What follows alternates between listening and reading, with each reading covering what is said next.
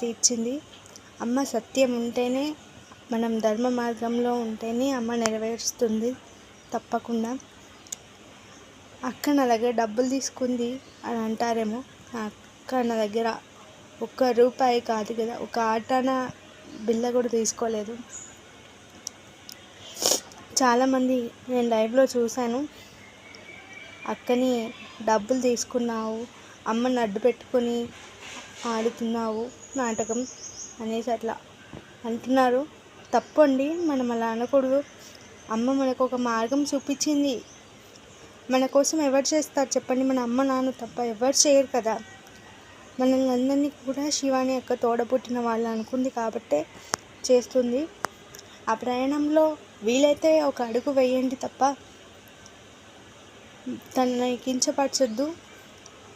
నేను బాధపడుతున్నాను, అమ్మ ఫస్ట్ బాధపడుతుంది, తర్వాత నేను బాధపడతాను, అక్క బాధపడుతుంది. ప్లీజ్ మీరు దయచేసి అక్కని ఏమీ అనొద్దు. ఎందుకు అంటే అమ్మ దగ్గరికి చేర్చే దారం లాంటిది అక్క.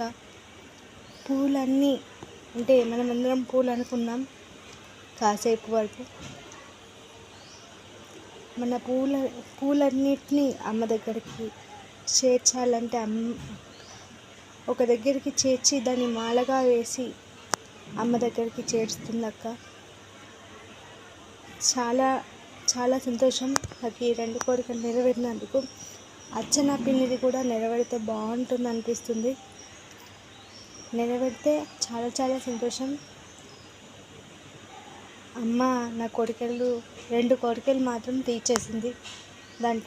దానికి ఎలాంటి సంకోచం పడనవసరం లేదు.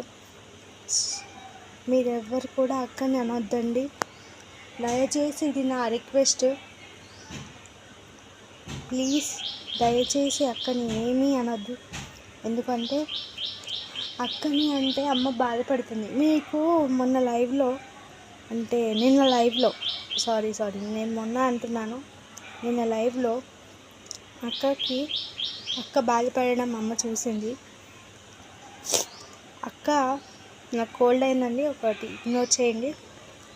అమ్మ వచ్చేసి బాధపడ్డది. నేను అక్క కూడా చెప్పాను, అక్క మీరు బాధపడితే అమ్మ కంపల్సరీ బాధపడుతుందని చెప్పేసి.